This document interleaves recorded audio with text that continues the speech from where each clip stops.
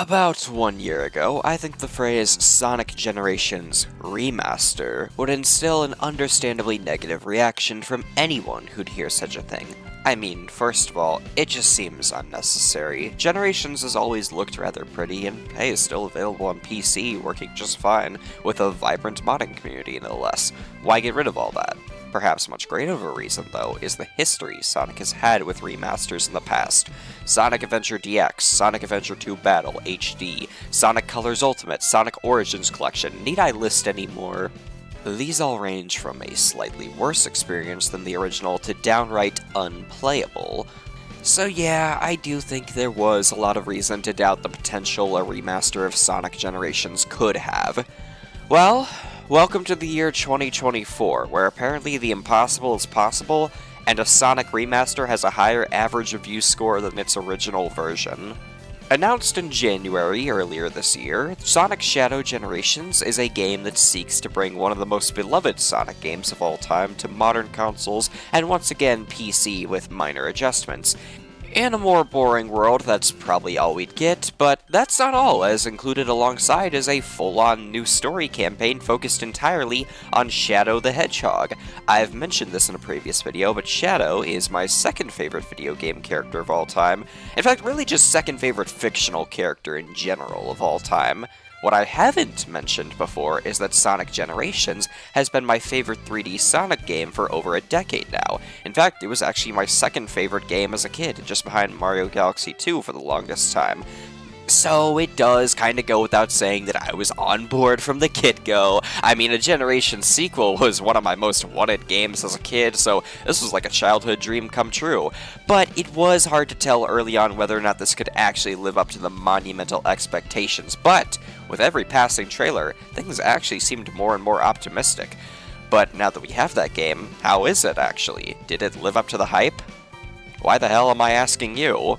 I'm Unbroken Glass. I should have uploaded this video 2 months ago, and I'm here to say if you need a quick hit of positivity to take your mind off the fact that America will soon sink to the bottom of hell itself, you've come to the right place, because I'm about to tell you why Sonic X Shadow Generations is my game of the year 2024.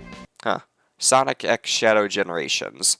Let's not call it that, maybe. Yeah, I think I'll just stick with Sonic and Shadow Generations if y'all don't mind. I mean, I love Yowie as much as the next guy, but I'd rather not reopen old wounds from trying to search images of Shadow the Hedgehog from the show Sonic X.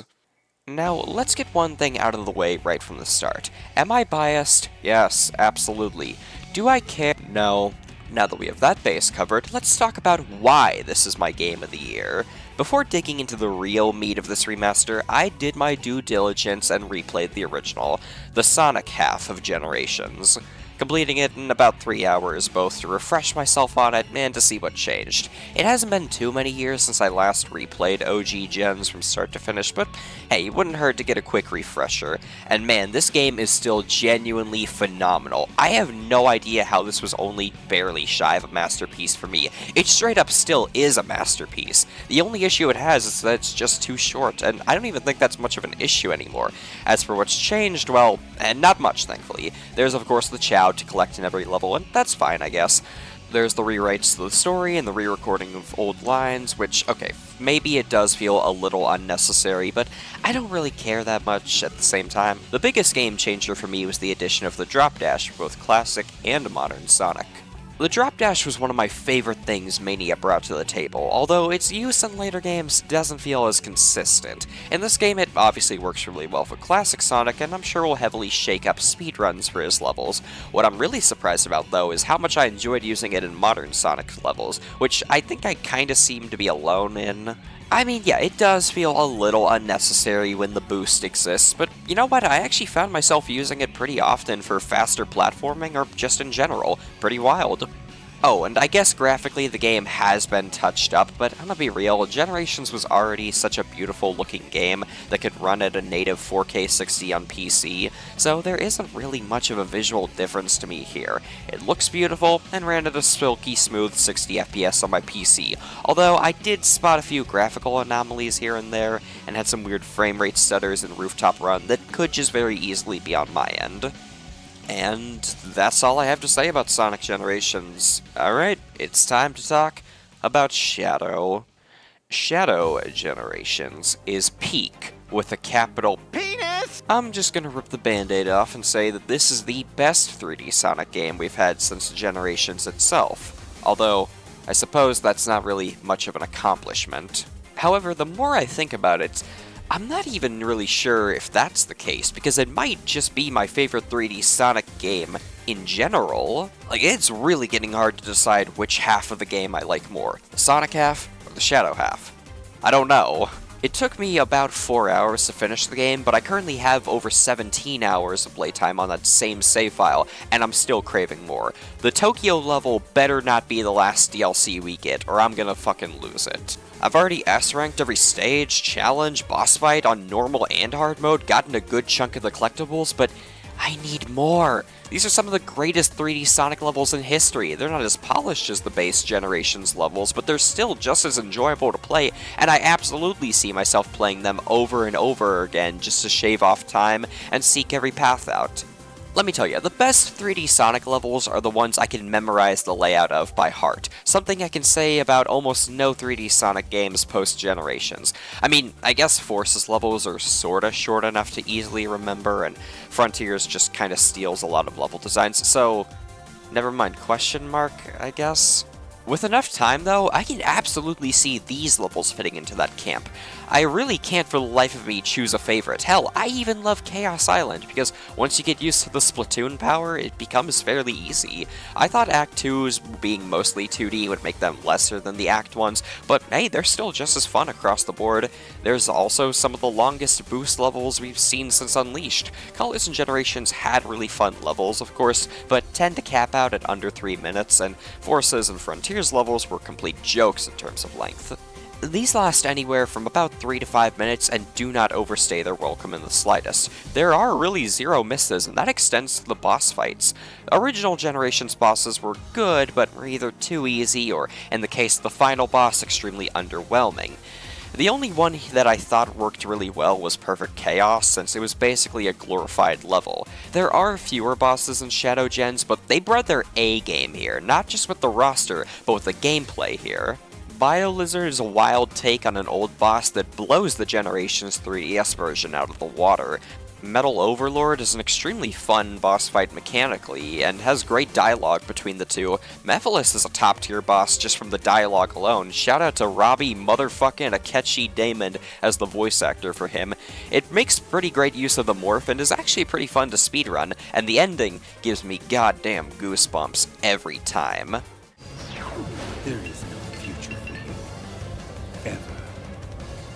The best fight to me personally, though, is the final boss, but I won't spoil anything. I'll just say it clears the original Generations final boss 5 times over, and if you weren't smiling during it, you have no soul. All of this is connected through an open zone type hub world, which, while not as expansive as the open zones of Frontiers, is still a lot of fun to just explore and roam around in, much more so than the flat white world of Sonic Generations. And part of that is just controlling Shadow, who is by far the best he's ever been here. At a base level, he feels similar to Frontiers Sonic, which is definitely a good thing, as that was one of the few things I think Frontiers actually really nailed. Shadow's moveset may seem very busy and overwhelming at first, but give it some time to adjust, and you'll be able to do some absolutely sick stuff with him. Especially factoring in the Doom powers, which add so much, yes, even Squidward. Speedruns of this game are gonna go so hard. Oh wait, the music! Oh, I was a little worried with some of the initial remixes they released, but I've warmed up to even Chaos Island Act 1, and the rest is a certified banger. It is really difficult for me to pick a favorite song, but if I had to go with one, I'd probably say Sunset Heights Act 1.